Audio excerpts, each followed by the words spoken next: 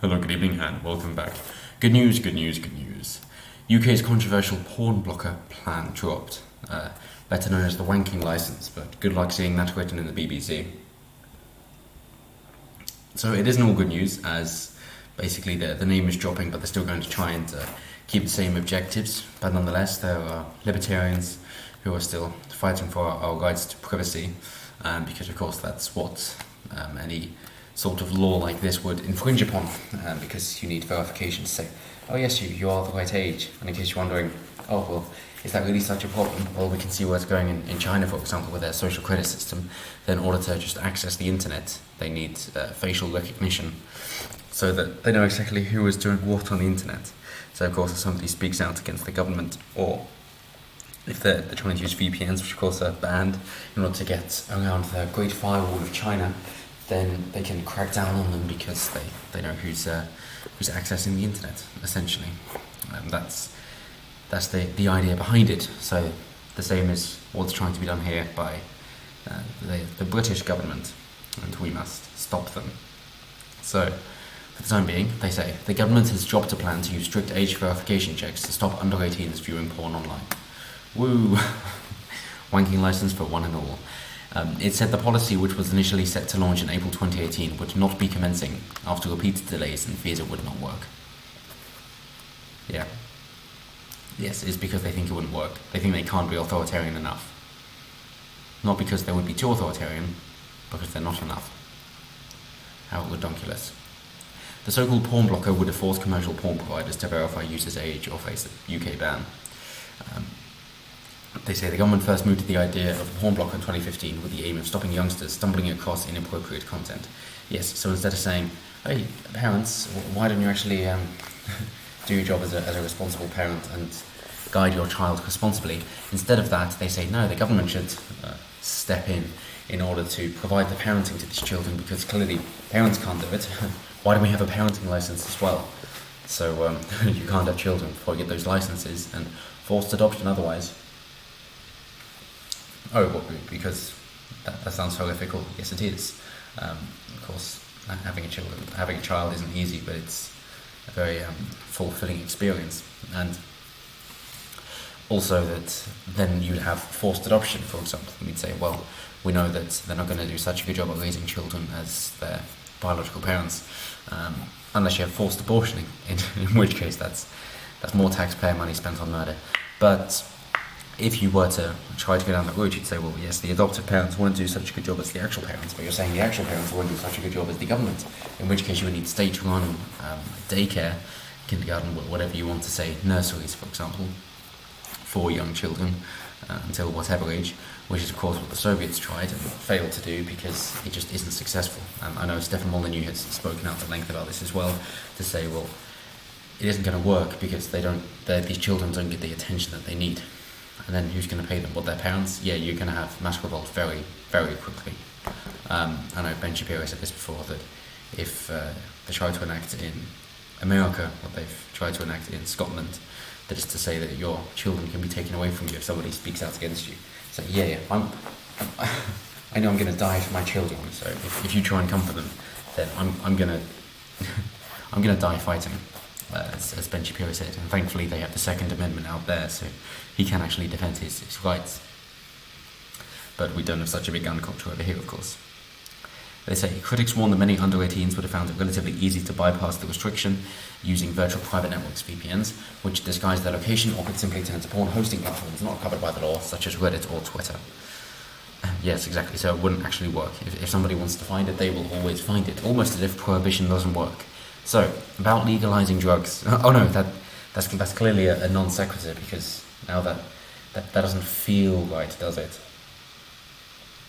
I hate your double standards. I say, likewise, platforms which host pornography on a non-commercial basis, meaning they do not charge a fee or make money from adverts, will not have been affected. And there are also privacy concerns. Okay, yeah, but with those, it's like, yes, I remember being at school and having school Wi-Fi as well, and people would always find a way around it to access porn. Especially, of course, being multilingual for school, that you could then find different sites to host it which haven't been blacklisted yet, and amongst other methods. But nonetheless, They then go on to say there were also privacy concerns amid suggestions that websites could ask users to upload scans of their passports or driving licenses. Yes, how are you actually going to do this? So they say the idea was to be hugely popular with parents and anyone concerned about child safety, as in irresponsible parents who don't want to do their job of parenting. But Kodesh troubled lines for porn blockers meant opposition from across the political spectrum. Brilliant. Perfect. They say, expect more wrangling about the precise nature of the duty of care that Watchdog will impose on the pornography websites and how they will be punished for any failings. Yes, so now it's their fault, not the individuals, and if they're under 18 then it's not their parents, so go figure. They say, in a written statement issued on Wednesday, Ms Morgan said the government would not be commencing Part 3 of the Digital Economy Act 2017 concerning age verification for online pornography. Wanking license, cool. Instead, she said, porn providers would be expected to meet a new duty of care to improve online safety. This will be policed by a new online regulator with strong enforcement powers to deal with non-compliance. So they're not actually giving up. This course of action will give the regulator discretion on the most effective means for companies to meet their duty of care, she added. Why should they have a duty of care? What are the parents supposed to do? How many responsibilities do you want to take away from the parents? Do you actually want them to be parents? No, of course not, because that's very difficult to control.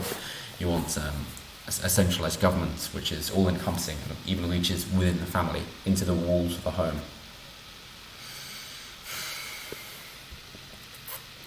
So, OCL, one of the firms offering age verification tools, was not happy about the decision. It is shocking that the government has now done a U-turn and chosen not to implement this, said Chief Executive Serge Acker. Yes, I'm guessing you don't get your bonus, that's what you're really worried about, isn't it? There was no legitimate reason not to implement the legislation which had been on the statute books for 2 years and was moments away from enactment this summer, except for maybe a moment of clarity which is, hang on, we're being authoritarian tyrants. This would have protected children against seeing pornography on the internet, a move which would undoubtedly have been welcomed by all sensible parents in the UK. Sensible parents would, they would either say, yes children, you can view it, here's what you'd expect, or they would say, or maybe they would hide it because they can put that in their own homes, or they might say, okay children, this is what exists on the internet, it will lead you to not understand normal relationships and will lead you to crave more and more extreme material as that's what it feeds on. You can have that conversation, but no, instead let's have the government do it. But hey, some defence of the going back. So opposition for the original movement. Jim Killick, Executive Director of Civil Liberties organisation Open Rights Group, welcoming news. Age verification for porn, as currently legislated, would cause huge privacy problems if it went ahead. We are glad the government has stepped back from creating privacy disaster that would lead to blackmail scams and individuals being outed for their sexual preferences.